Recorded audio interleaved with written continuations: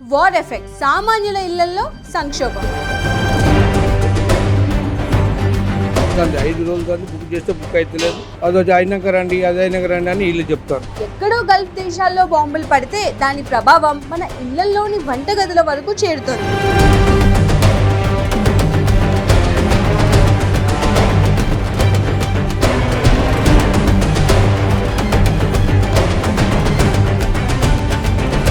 కొన్ని ఆలయాల్లో ప్రసాదాల తయారీకి కూడా ఇబ్బందులు ఎదురవుతున్నాయి. ఇప్పటికే వంట గ్యాస్ ధరలు పెరిగాయి.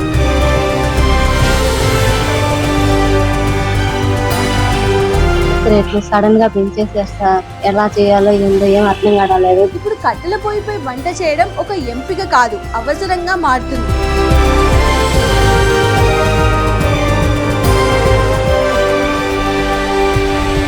ఒక సిలిండర్ కొరతకే పరిస్థితి ఇలా ఉంటే యుద్ధం దీర్ఘకాలం కొనసాగితే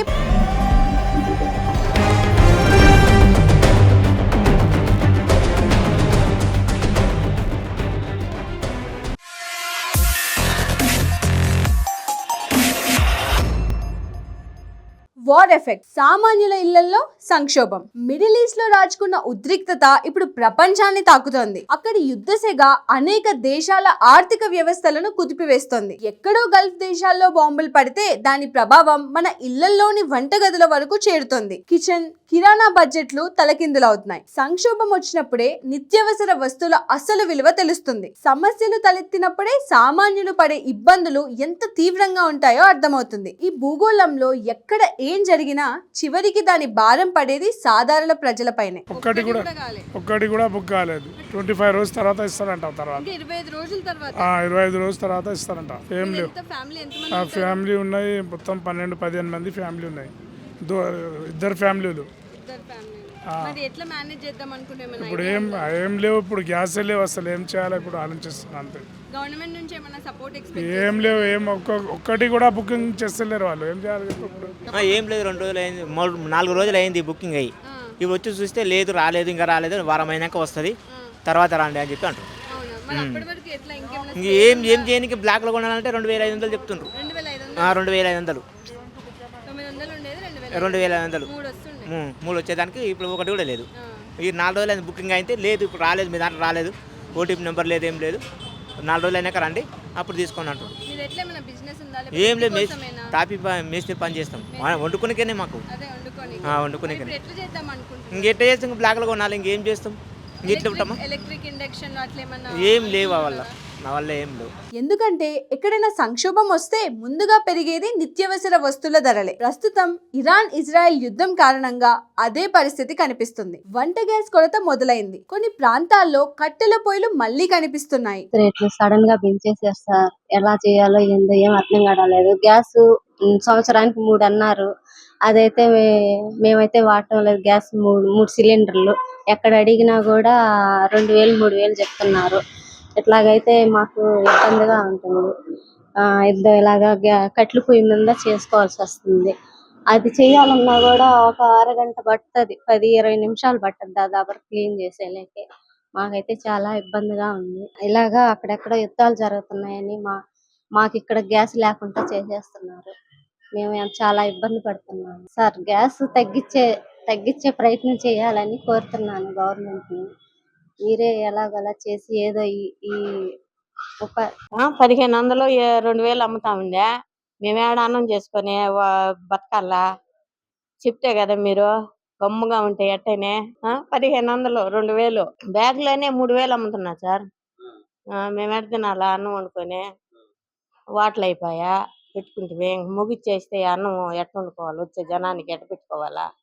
ఆ కట్లు పొయ్యి మీద వండుకుంటే మసిగడగలాక బాధేస్తుంది. హైదరాబాద్ వంటి నగరాల్లో కూడా కట్టెలకు డిమాండ్ పెరిగింది. మరోవైపు ఇండక్షన్ స్టవ్ల ఆర్డర్లు కూడా పెరుగుతున్నాయి. కొన్ని చోట్ల హోటల్స్ మూతపడగా ఇంకొన్ని హోటల్స్ పరిమిత మెన్యూతోనే నడుస్తున్నాయి. ఎక్కువసేపు ఉడికించాల్సిన వంటకాలను మెన్యూ నుంచి తొలగిస్తున్నారు. ఖర్చులు తగ్గించుకోవడానికి హోటల్స్ టైమింగ్స్ కూడా మార్చేస్తున్నారు.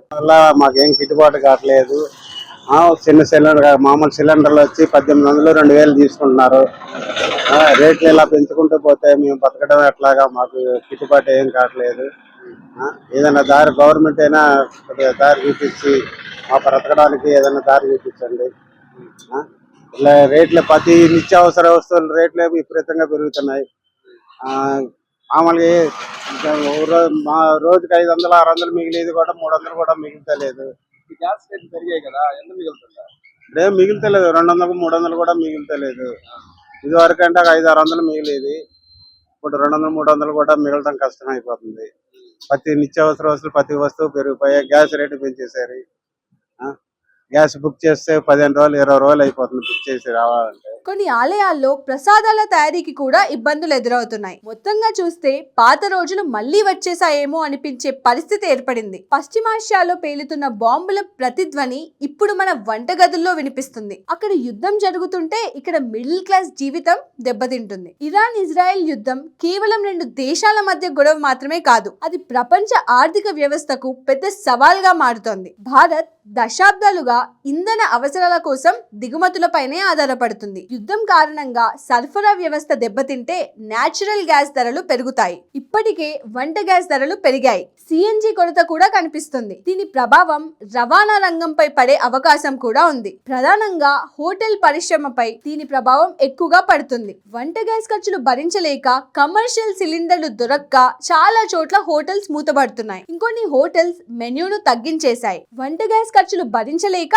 కమర్షియల్ సిలిండర్లు దొరక్క చాలా చోట్ల హోటళ్లు మూతపడ్డాయి. ఇంకొన్ని హోటల్స్ మెన్యూను తగ్గించాయి. ఖర్చులు తగ్గించుకోవడానికి కొత్త మార్గాలు అన్వేషిస్తున్నాయి. ఒకప్పుడు ఆధునికత వైపు అడుగులు వేసిన గ్రామీణ పట్టణ ప్రాంతాల్లో కట్టెల పొయ్యిలు మాయమయ్యాయి. కానీ ఇప్పుడు పరిస్థితులు మారుతున్నాయి. గ్యాస్ సిలిండర్ ధరలు పెరగడం, సరఫరాలో ఆలస్యం రావడంతో ప్రజలు మళ్లీ పాత విధానాల వైపు మల్లుతున్నారు. ఇప్పుడు కట్టెల పొయ్యిపై వంట చేయడం ఒక ఎంపిక కాదు, అవసరంగా మారుతుంది. యుద్ధం ప్రభావం భారత్ తో పాటు అనేక దేశాలపై పడుతుంది. మనం వినియోగించే ఎల్పిజి గ్యాస్ లో పెద్ద భాగం గల్ఫ్ దేశాల నుంచే వస్తుంది. అందుకే అక్కడి ఉద్రిక్తతలు ఇక్కడి బడ్జెట్లను దెబ్బతీస్తున్నాయి. ఒక సిలిండర్ కొరతకే పరిస్థితి ఇలా ఉంటే యుద్ధం దీర్ఘకాలం కొనసాగితే ప్రభావం మరింత పెరిగే అవకాశం ఉందని విశ్లేషకులు చెప్తున్నారు. ప్రస్తుతం వంట గ్యాస్ ప్రభావం మాత్రమే కనిపిస్తుంది, కానీ తర్వాత పెట్రోల్, డీజిల్, సిఎన్జి ధరలు కూడా పెరిగే అవకాశాలు ఉన్నాయి. ఇప్పటి వరకు భారత్ లో ఇంధన ధరలు కొంతవరకు స్థిరంగా ఉన్నా